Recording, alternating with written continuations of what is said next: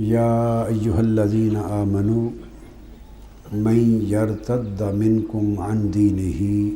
فسوف یأتی اللہ بقوم یحبہم ویحبونہ صدق اللہ مولانا العظیم۔ یہ آیت کریمہ بنیاد ہے اور دلیل ہے قرآن مجید میں اس تصور کی کہ اللہ بھی محبت کرتا ہے۔ بعض لوگوں کی سمجھ میں یہ بات نہیں آتی۔ بعض لوگ اللہ کو صرف اس کی قدرت اور جاہ و جلال اور اس کی ہیبت اور اس کی قہاریت اور جباریت کے تناظر میں ہی دیکھتے، جانتے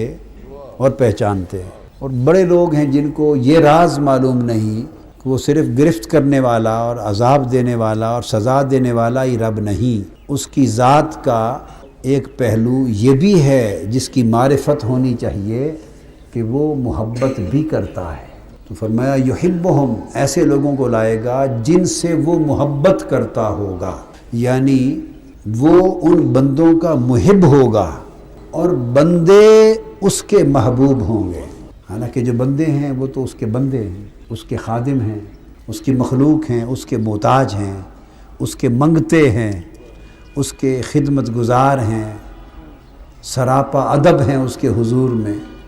اس کے طالب ہیں، تو بندے تو بندگی میں ہیں۔ مگر یہ آیت کریمہ بتاتی ہے، دو راز بتاتی ہے کہ لوگوں یہ نہ سمجھو کہ بندہ صرف بندہ ہی ہے، نہیں، کبھی ایسا بھی ہو سکتا ہے کہ بندہ ہو کر اللہ کا محبوب ہو جائے۔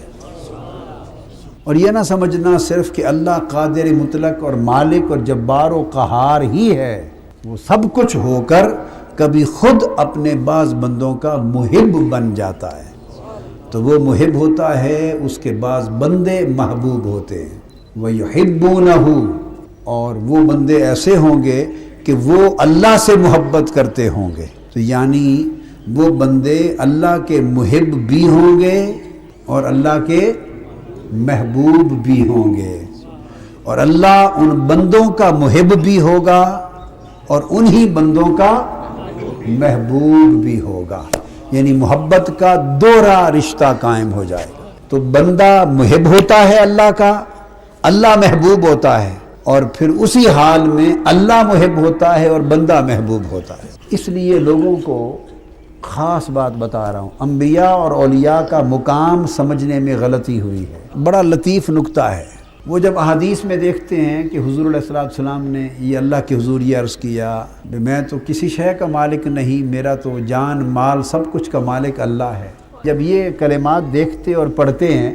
تو اس سے ان کی شان متعین کر لیتے ہیں کہ نبی کی یہ شان ہوتی ہے کہ وہ کچھ بھی نہیں ہوتا، وہ کسی شے کا مالک و مختار نہیں، وہ تو اپنی جان کا نفع نقصان اس کے ہاتھ میں نہیں ہے، امت کے نفع نقصان کا نبی کیا کرے گا؟ اور میں نے کانوں سے سنا ہے، اپنی آنکھوں سے پڑھا ہے، فلاں ولی اللہ نے کہا بھائی میں کچھ نہیں کر سکتا، سب کچھ مالک اللہ ہے، حق ہے کہتے ہیں۔ مگر غلط فہمی کہاں ہوئی ہے؟ غلط فہمی یہ ہوئی ہے کہ انہوں نے اس سے ان کے مقام کو متعین کر لیا، چونکہ انہوں نے صرف ان کو محب کے روپ میں دیکھا۔ محب کی تعریف یہ ہے کہ وہ اس سے پوچھو بھی تمہاری جان، وہ کہتا ہے تو میری تو جان ہی میرے پاس ہے، میں تو وہ بھی سپرد کر چکا ہوں، میری جان کا مالک بھی محبوب ہے، میرا تو سب کچھ انہی کے ہاتھ میں ہے۔